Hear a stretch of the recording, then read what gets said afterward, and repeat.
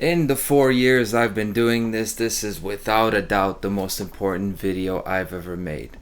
Apparently, that's the intro you do when you want to get some views. Nah, we're not gonna do that. This is a classic Conrad video. It's really a channel update video, so it's just gonna be like that, no big deal. So, how can I miss you when you won't go away type of thing? Whatever. Today is June 21st, 2026. It's the 172nd day of the year. The last video I did 3 months ago was episode 172. That was the last episode of This Week in Tyranny. That was on March 22nd. So essentially, I took the spring off. I didn't mean to do that. I didn't plan any of that. But it is pretty cool to see. So the silent spring is over, right? We're back. Today is the longest day of the year, literally the summer solstice. It's the first day of summer. But as far as the sunlight itself, today is the longest day of the year. Today we begin to go over the hill, right? If you want to see a glass half empty. It's very interesting to think about when you hear some of the topics that I chose to discuss today, because I only noticed this theme later after gathering my thoughts on the topics, right? So I'm getting ready, and then I realize, as to this video coming out today, I've really just that's what I've been feeling like last week and this week. Like, I need to do a video, I need to do something. And I look at the calendar, a few days ago really, and I'm like, oh cool, summer solstice coming up, on Sunday, so let's do it. Here we go. So topic number one, new format, right? This is the new format. As I transition to a new channel, there is going to be a new channel. I don't want to say too much about it, but I definitely am going to start over. I've learned a lot of things, about not just about YouTube, but just in general. Yeah, we won't get into all of that, but it's going to be new. It's going to be exciting. It's going to be definitely different. That's going to be new, but what I'm going to do here on Truth and Law is going to be new as well. Not that new. When things come up in my life that inspire thoughts that I want to share, I'm just going to throw them in a video like this.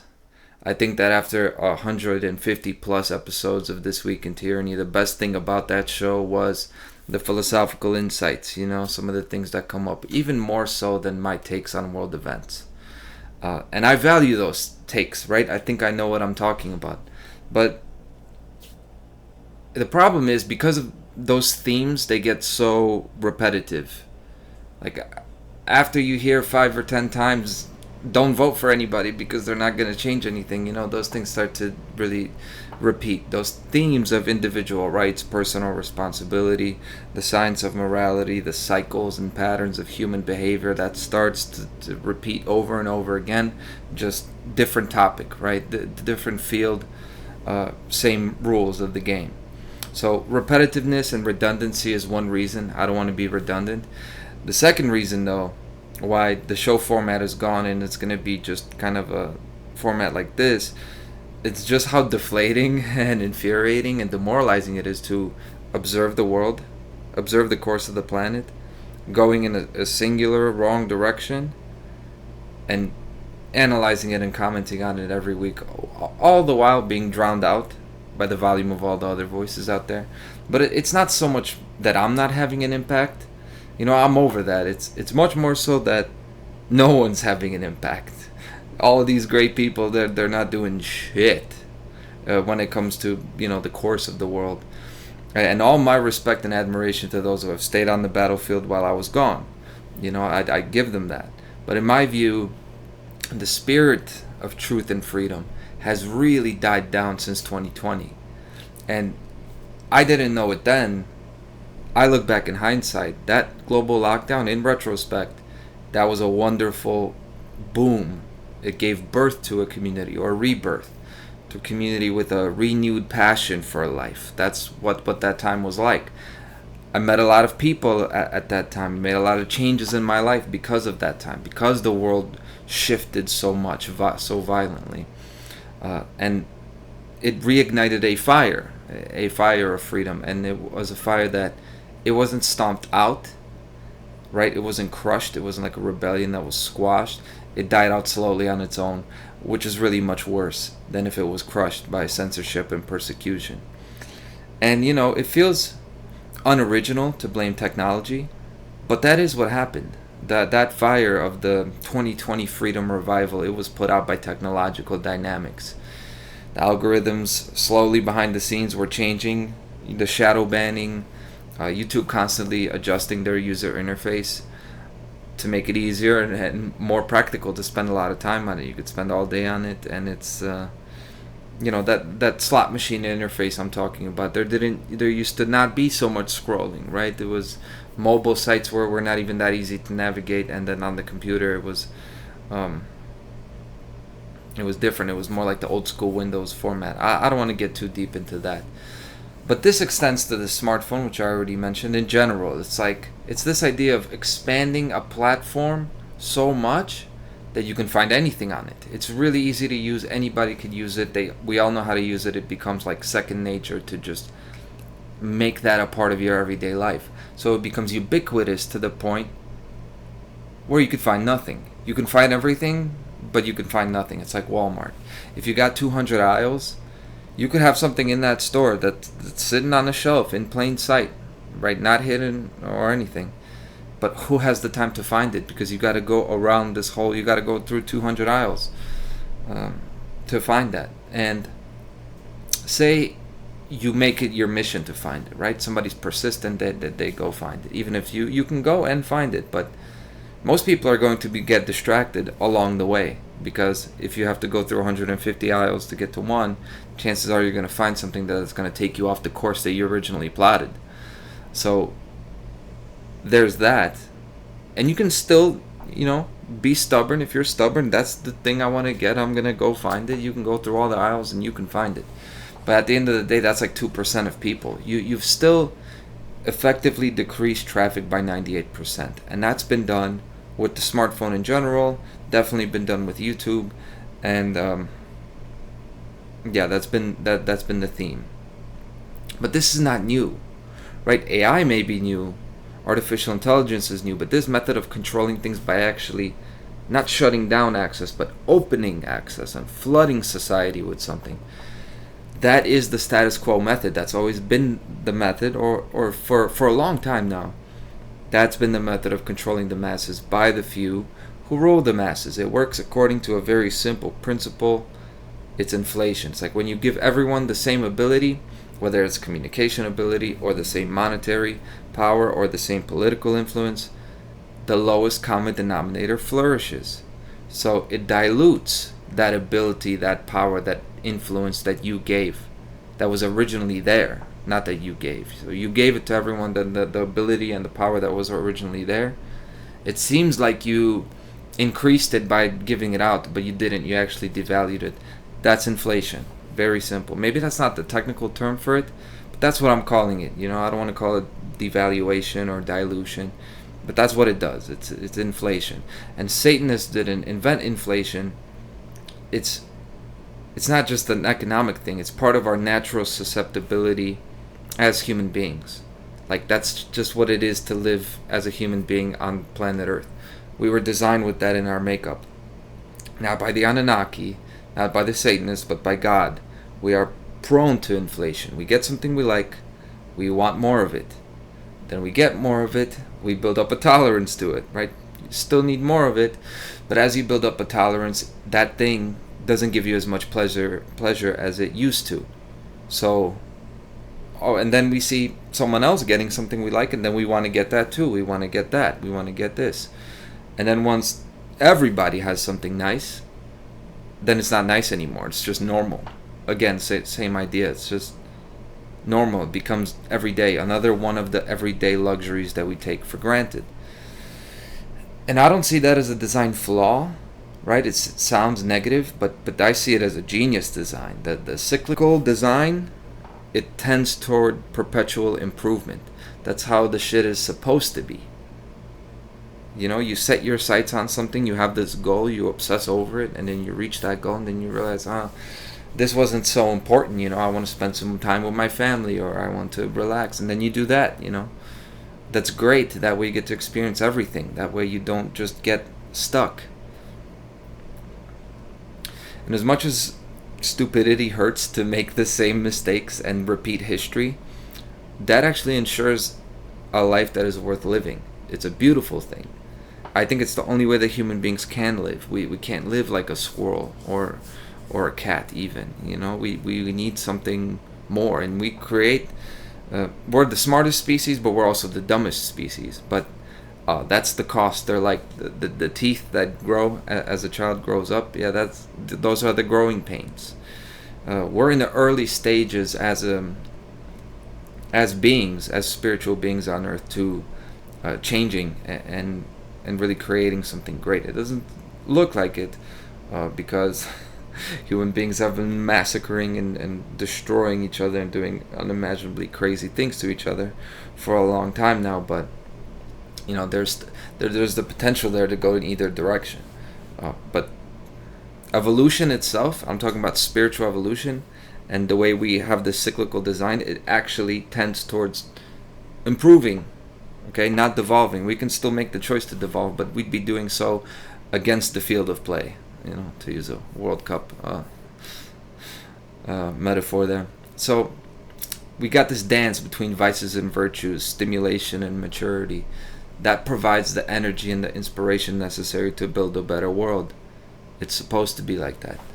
And there are signs of positive things having to do with this design. I say it like this because it's like, positive things in the world. But what I mean is that they can't help but be over all the technology. They're getting tired of it. The dating apps. The people want something real. Young men, they want to quit watching porn. They want to have real relationships. A lot of young women, they partied a lot. Now they want to stop partying. They want to settle down. A lot of people want to be traditional and not materialistic, and they're looking for something deeper in the world. But then there's the negative side of that as well. That same thing is used against us, right? That thing where we rebel and swing in the other direction, that actually divides people, because in general we're valuing our neighbor, our brother, our sister a lot less due to oversaturation. People are spoiled. People are cynical. They believe bullshit ideas because they don't have a lot of real world experience. Ask, what's the longest you've traveled without a phone or without a computer? It's an interesting thing to think about, because doing things like that, you really learn about yourself and you learn key life skills. If the answer is you haven't traveled, longer than 5-10 miles, which I think is a lot of people, just your ability to survive in the real world is just way different. So because we have more and more things that we're less and less grateful for, life has become less rewarding, and in a way 180 degrees in the other direction, it has become an unforgiving, cold world. See, it's both, right? Children have an easier childhood in the sense that they've never had to do hard labor. They've never had to work less. They've never had fewer deadly threats, but they've never been loved less than they are. They've never been lonelier. And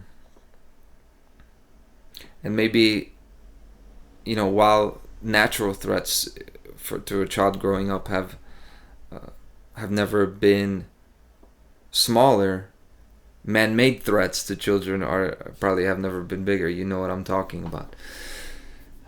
So our desire for more and bigger and better things have led to us destroying each other and destroying the planet. Things like that. Okay, so I say all that to say inflation is here to stay. The best thing we can do is be aware of the way that it's affecting us in our social dynamics, so we can get better at maneuvering it.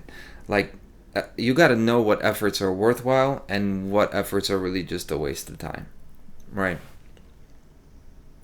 But back to what I was saying about recognition. This is another thing that's been on my mind. Next topic, right? The one thing that I have been working on consistently in these few months while you have been hearing from me has been music, right? The new album I'm making is called Twin Pillars. I got 9 or 10 tracks finished on that project. As you guys know, I make music, I write rap lyrics, I perform them, I make songs, right? The big part of it that I don't do is I don't make the beats. I don't make the beats. 95% of the instrumentals I use for my songs are from producers that I don't know, have never met. They're just guys that upload their beats to YouTube, and I download them and I use them.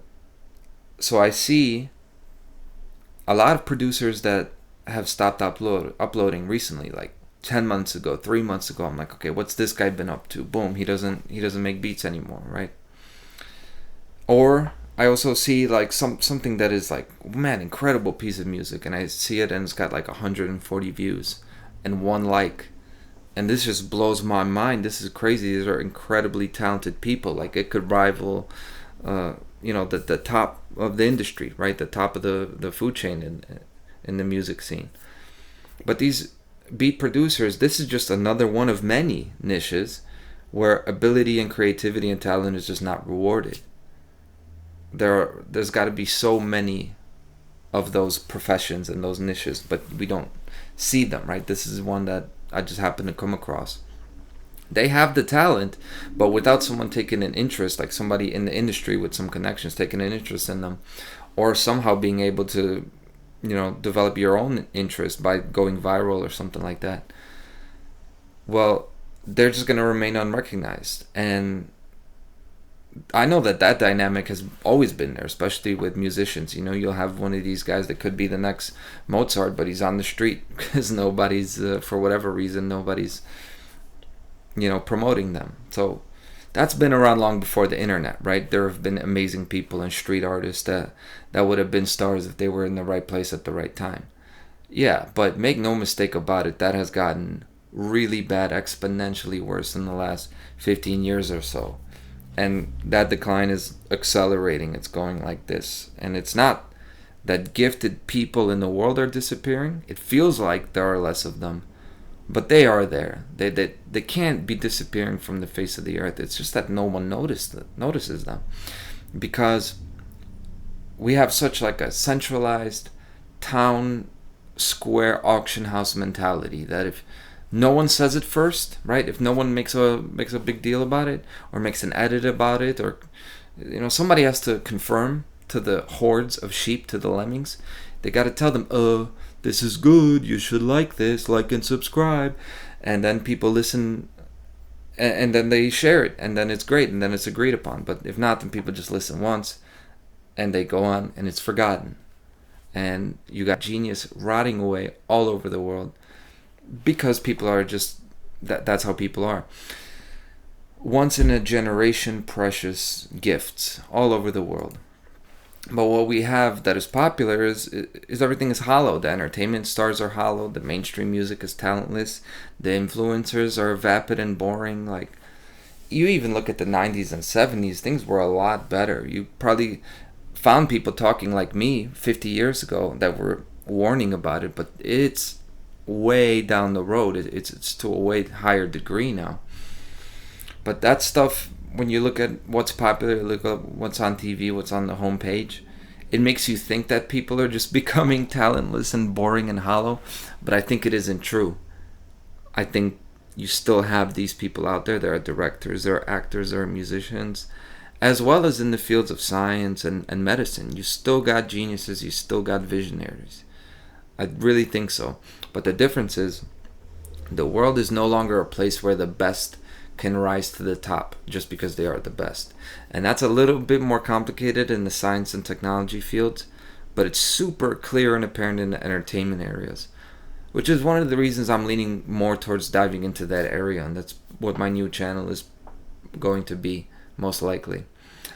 Analyzing that, because the metaphors and connections are right there, and that's what more people are paying attention to anyway. Fuck politics. The YouTubers with the most subscribers, when you look at them, for example, they're people that I have to say offer no creative value.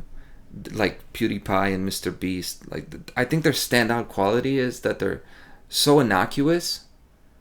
They make you feel comfortable enough just to keep watching, and comfortable, make you feel good about sitting there with them, spending time with them, doing nothing. I'm not even saying that like a big criticism. It's just, I think that's what their talent is, I think there's a place for that in society, But why that becomes the most successful content creator, the reason for that, in my view, is that when you put the entire society's attention on one platform like YouTube, you got the entire population centralized on one thing. So what you're really doing is adding up the values of each individual. You know what I'm saying? It's a purely mathematical equation. And the result of that is the lowest common denominator wins. You're always going to get the lowest common denominator magnified, where you put everybody in one group and add up the values, add up the virtues. Now, that's not the government's fault. That's not Silicon Valley's fault. That's just the values that people hold. And we can talk about the influences and causes and why people's value systems are that way, who's poisoning the value systems. That's not this video. But the way I see it, there's a trend or an idea that you can blame for that phenomenon where the best people in the field, they struggle to succeed, and then the talentless and boring ones rise to the top. That idea is centralization. Centralization is what I blame. Because if you had various platforms, not just the one big one, not just a monopoly, if you had many platforms with different identity and a different flavor, everyone would be priced and valued according to their own merit. So say you got a theater that shows slasher horror films and they show the summer action movies.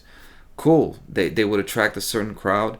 They have shared values. Not that I'm saying that they're shallow or lesser. It's just that's what those people want to see. And then you would have the theaters that for the purists of film. These are the guys that are going to look at the lighting. They're going to notice all of the cinematographical decisions. They're going to focus on the performances of the actor, not just the character, right? They're going to think about the writing. They're going to think about the psychological ideas expressed under the surface. There are plenty of people like that. Now, if you had a place to go to screen that and make some money doing it, then the directors could actually make some money without having to inject all that Hollywood bullshit into their product just to sell it, just to remain relevant. And you may say, but we have so many other platforms. We got Rumble, we got Odyssey, we really don't have those various platforms with a different flavor and a specific dynamic or identity built around them. We used to have that, like maybe 5-10 years ago. But now, just because you have 100 different platforms, they all do the same thing. All the platforms that are like Twitter, like X, they all look like and act like that. All the platforms that are like YouTube, uploading content, hosting, they all act like YouTube. It's really the same stuff. Like what I used to do when I upload my episode, I upload the same video to like 10 different platforms, then I narrowed it down to like 3 or 4. But it's like basically just copy and paste. I've wasted so many hours of my life just copy and pasting. The strategy doesn't change, the dynamic doesn't change, the audience really doesn't change. Or, the way the audience behaves doesn't change. It might be a different group of people, but they're using it in the exact same way. So if you got everyone competing on one platform, or 100 platforms that act like one, it's like 100 voices talking at once. So you don't hear the interesting things that individuals have to say here and there. You're hearing the crowd. There's no room for exploration and innovation because it is all one chorus of people who mostly don't have shit to say. And what happens over time when you get something like this is people hear that chorus, people hear that lowest common denominator over and over again, and they start to mimic it. They start to think that is what that art form is supposed to be. The art itself is supposed to be like that because that's what succeeded in that field for 50 years or so. They start to listen to the chorus. Another perfect example of this is professional wrestling, and I'll keep that brief because I know most of you don't like or respect it. But professional wrestling today is basically 2 major companies, WWE and AEW, but it's really like one. It's really like Coke and Pepsi because they do the same things. Mostly you got matches with multiple people you don't really care about, but there's a bunch. They're tagging each other, and they do a lot of jumps, a lot of flips, a lot of stunts. And nobody thinks these fights are real anymore. It's just more like a circus routine with some comedy sprinkled on top, That's like 60% of wrestling, I would say. And then you got the guys that are better. They're having feuds, individual storylines, but a lot of hokey promos, a lot of pre-taped stuff, fake feuds, played out storylines. It's like, let's say that's 20%. It's still better, but it's not great. And then you have the few individuals that are actually good. They're special. They got a rare mix of athletic ability, of acting, of storytelling, and that live showmanship performer X factor. It's the kind of thing that you get in sports sometimes. And the best moments of sports, you get it because everybody watches football, or like you can watch soccer, you can watch the World Cup. You're gonna have like 5-10 minutes of really something exciting, and the most of it is gonna be bland. That's just the way it is. Human beings aren't like machines. There's, when they're struggling against each other, you're gonna have great moments, but it's not going to be the majority. So sometimes you get it in sports, and sometimes you get that in film and theater, the great moments. And what wrestling does is like the crossover that magnifies the most exciting things about those two fields. It's like you take the best in film and theater and the best in sports and athletic competition, and you like zoom in on it, you focus in on it, and make it big. And that's what wrestling has been. Now wrestling today, as both as an industry and an art, is dead. It's dead because the 20% that wants to do the serious, the passionate, the unique type of wrestling, they don't have a company. They don't have a place where they can do that. There's nowhere they can screen their talent. They have to share the stage with the kind of wrestling that insults the intelligence of the people that want to see the serious type. And again, the lowest common denominator, the 60%, is what shines through. And that's what kills the art form. And it's the same in society. We need distribution. We need places where pockets can spring up organically and specific groups can develop a certain identity, and then they build that up together. They build businesses around that, and you can actually make some money because you don't have to sell to Harry and John over in Kansas. You're selling to people that you're actually targeting, and they are willing to spend. That's how you get economic competition. And that's actually how the Western world got all that money, despite the billionaire class, because the billionaire class has always been around. But somehow we've been able to create riches still and great things in the past few hundred years. But the world is over that hill now. We're moving towards centralization. So the billionaires that have always been around, they're getting way more invasive. They're getting way more and more of the money, more of the land, and we get less and less. Now that's not ultimately contrary to what a lot of the college students are going to think. That's not because of money itself. That's not because of corruption even, or a fair enforcement of laws. It's really just because of herd mentality and a lack of individual values and convictions. And that's what'll take you toward centralization. And people still think somehow that socialism is not herd mentality. Yeah, that's the end of that topic, right? Anyway, I got my mom a new computer. New as in old. It's a Dell Optiplex 7470. Refurbished, of course. I think it's like 10 years old. And I turn it on, and it turns on instantly. I'm automatically logged into an account that says owner. I didn't have to make a Microsoft account. I didn't have to go through any settings, any license agreements. I didn't have to go through a million settings. I thought, man, this shit is old school. Seriously. For this is from a time where the customer was respected as a human being. And I don't think we think about this a lot because, again, you have to get used to what you're living in.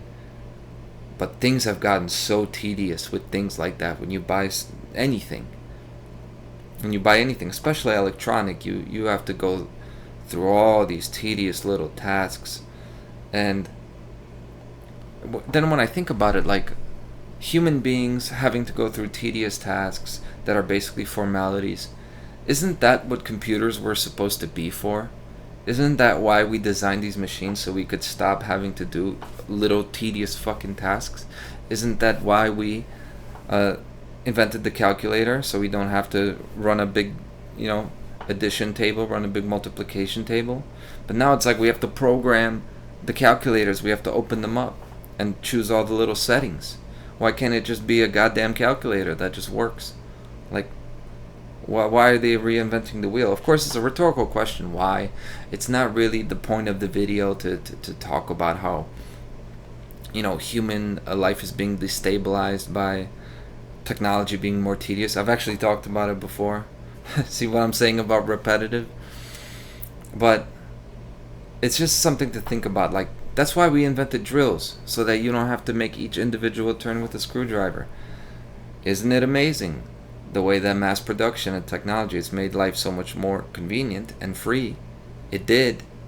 Before we know it, though, we're over that hill, right? And now technology is a burden. It's a less convenient to operate, and requires more and more of our time and our resources, our presence and our attention to it, to maintain it. And the ultimate manifestation of that is these data centers, all of the water and all the energy that goes to the data centers. If we can all just travel to one, there's actually one not far from my house, not that close, thankfully. But if we can just see it and get a grasp on like what is happening, I think a lot of people would really ask themselves, what the fuck are we doing? And it's not that technology is bad, it's just we're over the hill. It's again this theme. This is the same theme I just talked about earlier with the mini golden age of freedom in 2020. It's peaks and valleys, man. And we're prone to inflation, we're prone to centralization, we're prone to herd mentality. Life is all about riding the waves. But we gotta be crafty enough, have the foresight that a wave was sweet to ride, but now we're over it. That wave is turning over. We're about to crash onto rocks and drown. And we gotta know when it's time to catch the next wave and just get off and leave it behind, what is not gonna hold up. And I think that's actually a great mini summary of my thoughts and feelings right now. I have more, and what I would have done is crashed it into this video, but why not? I already got my next video planned. Probably will be a 4th of July thing, like I wouldn't expect to hear from me every week, but I wouldn't expect a 3-month break either. So that's what I'm gonna leave you with for now as my channel update video. It's not much of an ending because it's not really an ending, right? It's just like, it's basically like I'm still doing what I was doing, but I don't have to do it. I'm not tied down to it. Very important, and it's a very cool thing to hit the top of the hill and keep going and hit the top of the next hill, as opposed to staying down that hill and going down with the ship, because there are certain ships that are worth going down with, like morality, your convictions. But when it comes to your culture, your nation, your society that's about to go down the hill, well, just because it was beautiful in the past, I'm seeing that it's about to take me to certain doom. Why am I gonna ride with that sinking ship? I don't need to. Let's build something that lasts. So thank you very much, everyone. All the best. Happy Father's Day, and see you next week. No, don't hold me to it. See, old habits die hard, man. I'll see you soon.